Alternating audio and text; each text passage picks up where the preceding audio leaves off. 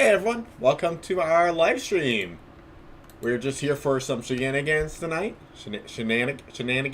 Shenaniganery. Shenanigan. Shania Twain. Shania Twain's. We're here for our Dev Shania Twain's. Uh, I like that.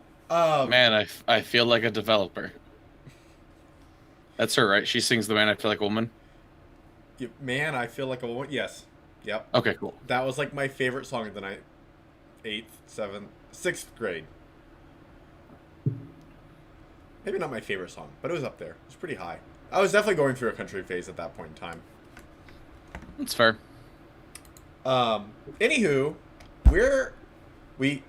some of our Retroscape live game members are under the weather tonight, which feels really true considering I think the whole of the U.S. just got hit with a cold front.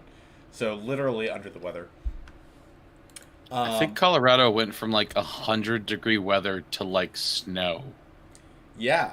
I have a friend in Colorado who just sent me pictures today of being in snow. So that blows my mind. I mean, to be fair, I'm in Texas and I got into my car and switched the AC dial to like less cool. I'm in the middle of the Midwest. I'm in one of the two cities trying to escape Missouri, as the joke has now become. But it went from 98-degree weather, something like that, to it's 55 degrees outside, and I heard people saying, I forgot a jacket today. And I had to look at them and go, why would you have needed one as of yesterday? Yeah, exactly. It turns out, 2020, Backstreet Boys tour. It's not done with us yet. Nope. So, we don't really have much of a plan tonight, aside from chatting and developing and shenanigans. But, Space Cat Prime posted some characters on our Retroscape Discord.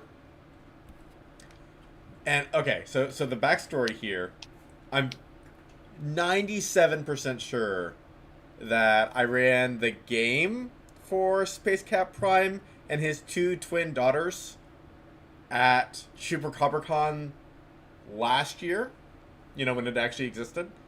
And they were amazing. I was so happy playing with them. And I could have sworn that one of them played a Depot. Like, I very specifically remember Depot. Are those the two that you either told or challenged them to come fight the toughest thing at the table I had? I don't know if I put them up to that. I'm okay. All I know I'm is innocent. I remember the two little the twins, and like their dad walking up, and I think their mom was with them, and they just walked up and went, "We're here to challenge the board." I'm like, I don't know. All right, cool, whatever. And they wound up beating something so badly, I rewrote it entirely. Oh wow, really? That's awesome. It was the one fractured dragon I think I had up. They beat like one of my fractured beasts so badly by just outsmarting it that I had to completely rewrite how they work. Oh wow, that's really awesome. Yep. Oh, for Jake's mother who needs to know what I drink at the beginning of the stream. Today I'm having Tiny Umbrella Red Blend, which I saw in the liquor store for like $4. And it said Tiny Umbrella, and I like Tiny Umbrella, so it sounded like a fun thing. So I bought it. It's not good. Don't recommend. I won't remember that, so if someone else does and they know my mom, feel free to tell them, I guess. I won't remember. It's being recorded. Like, literally, it's going to exist here forever. That's true. Oh. Jake isn't in Texas. Today I learned Jake isn't in Texas. No, I'm not. Yep. Yeah, Jake lives in the great, deep northern tundra. I live where the north and the south meet, and we get the worst of it all, but food's pretty good. It's fair. I do live in Texas. I'll take that one. Where the south and the south meet. Where the south and the south meet, and then you keep going south and there's more south. It actually kind of is. Like, I feel like Austin is like, we're like halfway in between, like, west south and halfway between east south, and it's like, are we Alabama or are we California? Like, I don't know. What I mean, do you mean Texas or the city you're in? Well, Austin in particular is actually more like. Exactly. Yeah. Yeah. It's more like California. Yeah. Most times. Every once in a while, I'm there and I'm like, wow, this is still Texas, huh? Yeah. But I don't know if I don't think ours has a pledge. I think Missouri has. Are we the show me state? The show Or is me that state? I think we're show me. Is that a sex thing? No, show me. I don't know, man. Look, I wasn't there for this. That's weird. You don't gotta do that on air. It's the wrong website for that. We're on YouTube. The economy hasn't gotten that bad yet for us. Don't worry. Oh, anyways, but now I have to go back to talking. After that side note, I have to go back to talking about these two twin girls. Quick, talk about the Patreon. That way, there's a segue. Oh yeah, we have a Patreon. Cool. I don't know. Segue. I was trying to get some kind of segue out of that. But anyways, they posted these characters, and I really like these characters, so I'm gonna bring up these characters and look at them with everyone for a minute. We have Kayla Finley, the Timekeeper. Features albino, unknown age. So Jake mentioned before the stream about how much he likes the fact that our features seem to get used in different ways every single time. It's like just having a random statement there. Features. People don't know if that's like, is it a character feature? Is it a class feature? Is it... It's whatever you deem the most important about them. Yeah. Which I think that's kind of fun. I had planned on changing it in our next version, but like the more I see the weird ways that people use features, the more entertained I am. So I don't know. It's hard for me to say. Today I learned that Texas has its own Pledge of Allegiance. Is that true? Do we have a Pledge of Allegiance, or is it just a song? I mean, is it you saying our state over others? Because I think that counts as a Pledge of Allegiance no matter what. You know, let's just Google this. Texas That's right. Pledge of Allegiance. For those curious, I did find out the origin of Show Me State. The nickname comes from, apparently, the devotion of its people to simple common sense. I've been here. I don't think that's true anymore. Apparently, in 1899, Representative Willard D. Van Diver said, "Frothy eloquence neither convinces nor satisfies me," which I think was just basically him saying, I don't like fancy things. Give me a beer. Okay. I could be wrong, though. I want to backtrack and talk about that. Frothy eloquence. Eloquence. Neither convinces nor satisfies me. Okay, can we make that sentence any more like ridiculous sounding? Frothy eloquence, neither. Oh, Jesus, Oh wait, there's a full. Do you want to know the full quote? Because it gets better. Ooh, okay. Carry on. Sally apparently, Forth. Congratulations, you guys are learning some history today, which is important because if we don't learn from history, we keep making the same stupid mistakes. This is an educational stream. I come from a state that raises corn and cotton. I don't know what that word is. Hang on. Let me read this rest of the sentence and make sure it's not weird. Okay, yeah, I'm ready. I'll try again. I come from a state that raises corn and cotton. Cockleburs and Democrats and frothy eloquence neither convinces nor satisfies me. I'm from Missouri, and you have got to show me. You know what? It made less sense now than the first time. It actually made less sense. But you know, Missouri, fun fact, Kansas City existed before Kansas, the state. I mean, you know, okay, so like here we are, I'm looking at the Texas state flag now, or the Texas pledge. Honor the Texas flag. I pledge allegiance to thee. So on and so forth. It's super straightforward and simple. And we don't actually really honor Texas. We just honor the flag of Texas. I do pledge allegiance to Texas, but I honor the flag. I don't have to honor Texas. That's good. No offense, Texas. I got a couple hours so you can get up to me. I mean, I do like Texas, just so you know. But it's fair. I like it. I don't honor it. Yeah, when I visit you, I always go, man, it'd be kind of cool to live down here. And then like a scorpion shows up, and I'm like, all right, no, I'm good. When do you see scorpions? When does that happen? I have seen a scorpion every time at ChupacabraCon, but it's never inside. It's always just there's a scorpion running across the parking lot, and then a car hits it. And it's really funny every time to me, and I don't mean that because animal cruelty. I mean that because I hate scorpions and they scare me. That part's fair. Also, I learned our motto, and I'm sorry, this is more history. I'm just fascinated by this. Void scorpions. All right, Max, I'll work on it. That sounds cool. Let's do that now. Sure. No, first we'll talk about the characters. Yeah. But wait, here's so this is Salus Populi Suprema Lex Esto. Esto? Might be Esto. What it translates into, and this is kind of funny, and if you know Missouri State right now, you would understand why it's kind of funny. Let the welfare of the people be the supreme law.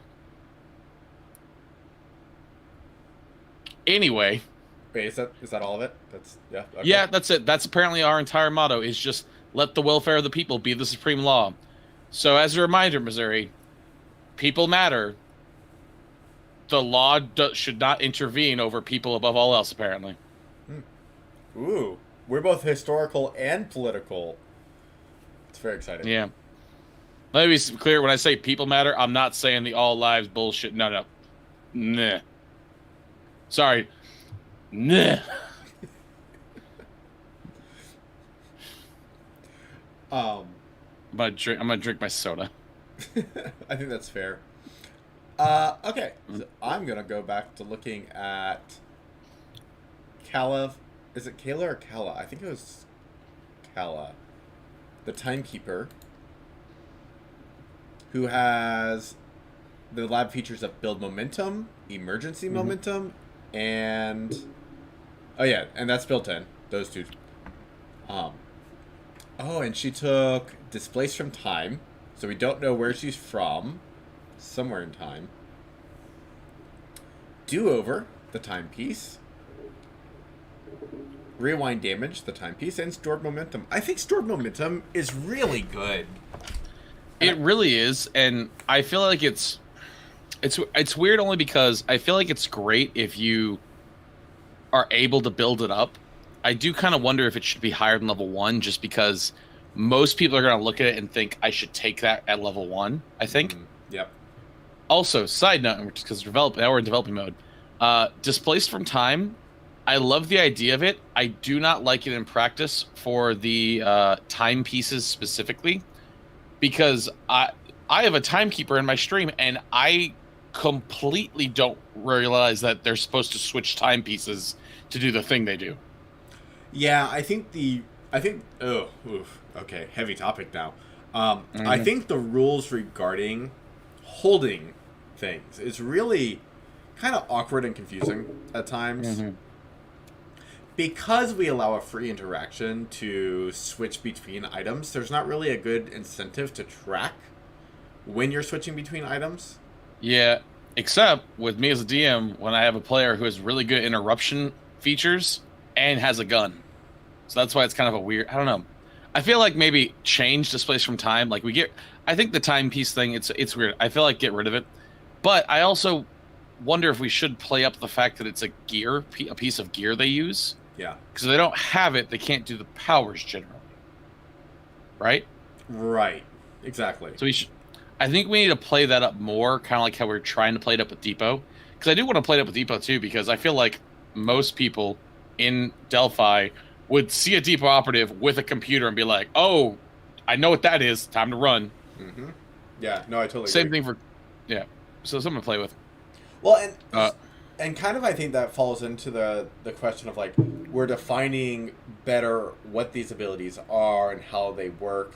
I run into the same issue with Facet and their shard. If you're Yeah. having to switch between shards and am I holding the shard? Does that shard really take up a slot? One of our early design concepts was regarding, we want Facet to mostly be a one-handed fighter. Because in one hand they're like, holding their dueling saber or their knife or whatever, and in the other hand they're wielding their shard.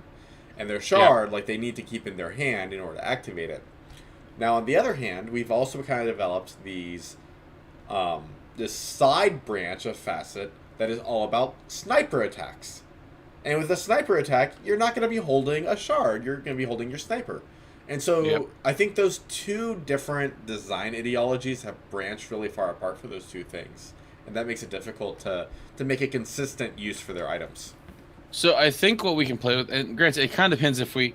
The biggest thing we're going to figure out, I think, soon is, do we want people to have to track that kind of stuff more clearly when it comes to their powers over specific items? Like, if I'm using a sword that lights on fire, that I need to keep track of, versus if I'm switching to use my two-handed gun that uses ice bullets, that I need to track. Mm-hmm. Because if, like, I'm having to use that, I can't have my shield up, things like that. So I think we need to kind of decide on that, and then, like, what the balance is. Do we let certain powers, like, kind of put those powers to the side of action hero style, or make it more important? If it's more important, I think the Facet idea we have right now, I don't know if it actually is. I know it's fleshed out. I don't know how well it's fleshed out, because we talked about it a long time ago, of them having the, like, cube glass item thing, and they actually phase through it to touch the shard, and the shard just gets pieces added to it over time, or it grows with you over time, and that's what allows you to do multiple things with a single hand. Yeah, and that is the current ruling on it, is that it's... Gotcha. That you have a shard, but the shard is encased in glass, and it's the Facet's ability to phase through that glass and touch the shard that allows them to activate their technology. Yeah. Which, I mean, it could be something we might play around with, instead making it where it's not necessarily that they... I don't want to take it away from them, because I mean, we have Tribe right now, but we could make them a little bit like Tribe, where they make different technology that uses those crystals. Mm-hmm. And that allows similar thing, where the radiation allows them to use it better, because then you can kind of have a similar thing to what we did with Tribe. We talked about Tribe last week with the cybernetic idea, where it's the radiation allows them to do it safely, better, without any major ramifications, things like that. Yeah. Oh, that's an idea. But because then also I still like the idea that I think we talked about using the shards and, like, being able to put them into items so that you can use that item. So, like, if you have that sniper, you can use your sniper, but you have to plug that in, and now you have to keep, like, that kind of thing. So, I don't know, something to think about. It'd be interesting if, like, each shard was basically assigned an operative, or, like, attuned to an operative. Mm-hmm. And so your Facet shard is just a single shard. You only get one. And it's, like, attuned to you specifically. And yeah, like you said, you have to plug it in or switch it around or use it in different ways like that. I like that a lot. Oh, yeah. Like, you're basically switching what it's powering. And most times it's almost kind of like a Core Plus meets Tribe, where you have the power source, but instead of you being the power source, you're plugging it into what you need at the time.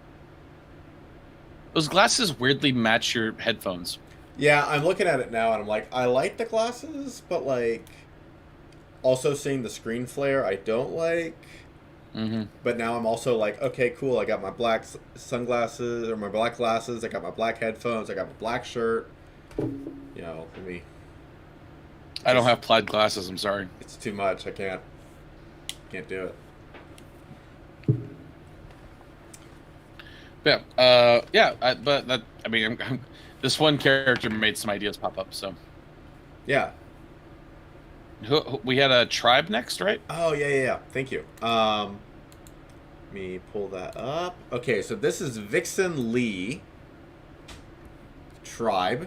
Short, wavy hair, brown eyes. Now, is it short with wavy hair and brown eyes, or is it short, wavy hair with brown eyes? I don't know. I say we just go with both. Okay. There we go. I like that. because short badasses are a common occurrence in my life. Yep. And I feel like it's aesthetic for Tribe.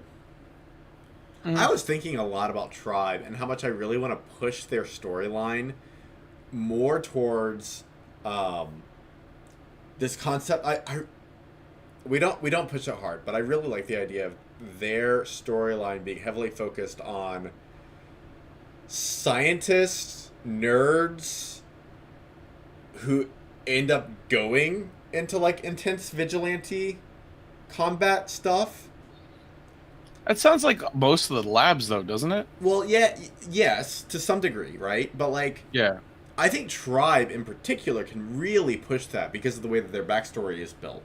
Um, I am also thinking about so Tribe's backstory has the two sisters, right? There's the creative one and the mercenary from out in the wastelands. Sure. And Right. when things go bad, that mercenary from out in the wastelands comes into town and kicks ass and helps fix things. Well, I keep, this is just playing in my head like a movie where I just imagine her showing up and there's all these like nerds in badass tribe tech, who are doing a decent job because they have tribe tech, but until she gets there and she's like, what are y'all even doing? Do y'all know how to fight? You have to know how to fight to use this stuff. And just I do like that. I really want to explore that sort of thematic changeover from, effectively they were construction nerds. They were, mechanical engineers who moved over into Batman. Yeah, I feel like I gotta reread it because my brain still goes, how did we go from the study of friction in tribology to I'm Batman?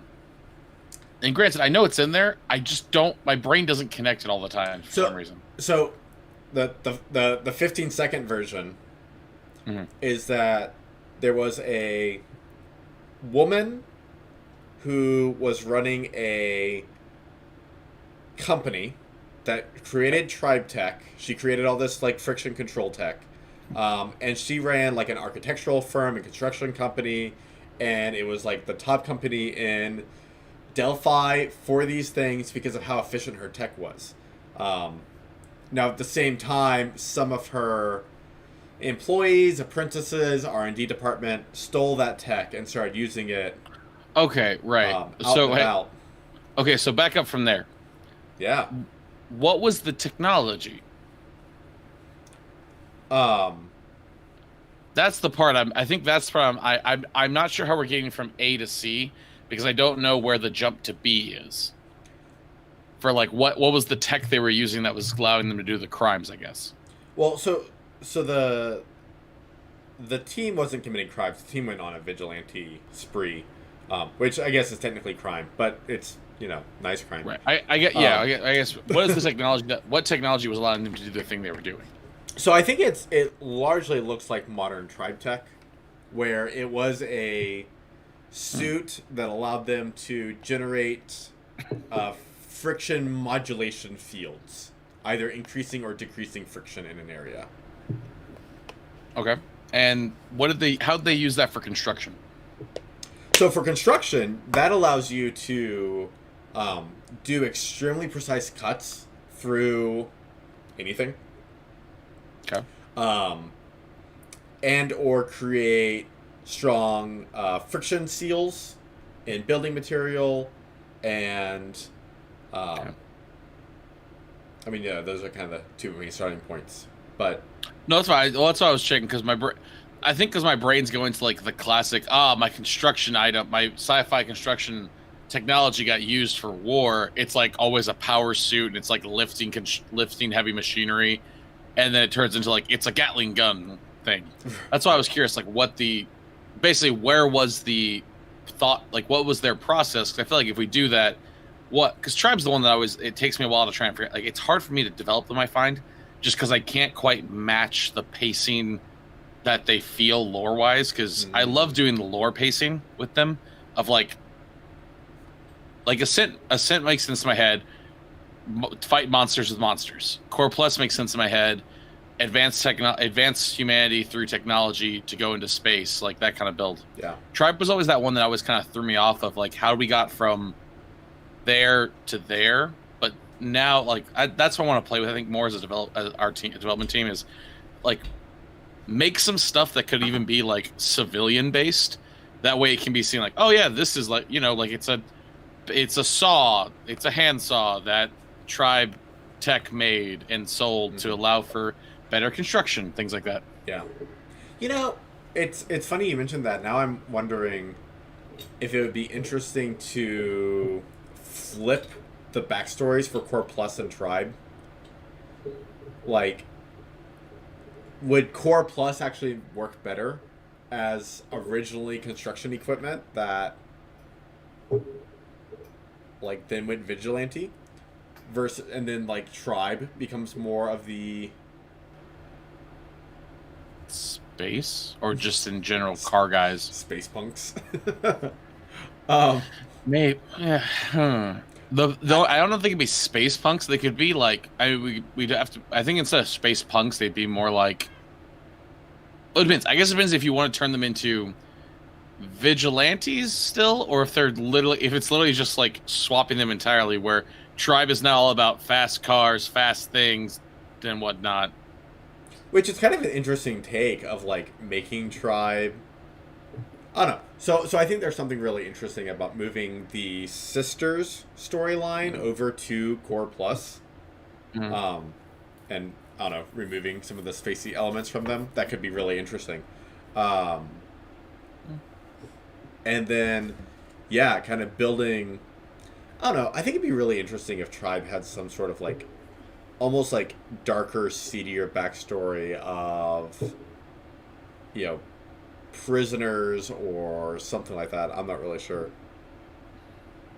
See, I will say, if we take away Core Plus's space stuff, that means we're going to redo quite a few things with, I mean, we can, obviously, because we're in playtesting, but some of their, like, space-themed stuff that's, like, the efficiency and, like, surviving without food because of a battery, things like that wouldn't make quite as much sense, maybe, unless you're going to turn it into, like...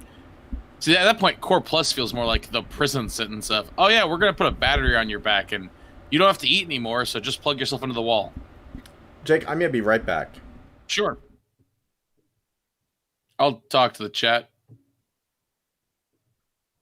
Hi, chat. How are you doing? I'm doing pretty good. I've drank a lot more of this than I realized. I don't know if you can see that, but it was about up to here. Now it's down much lower. But how are you guys doing? Anything fun and exciting going on? Besides Void Scorpions? Brennan, I agree. Store momentum is quite strong. That's why I think it should probably go to a higher level. Chat, what do you think? Do you think Core Plus should go and become, like, less spacey and Tribe takes over spacey stuff? It kind of fits, I think.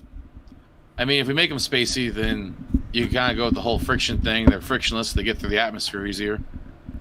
Don't know how you'd make friction in space. Is that a thing you can do? Yeah, I don't... Don't you need air?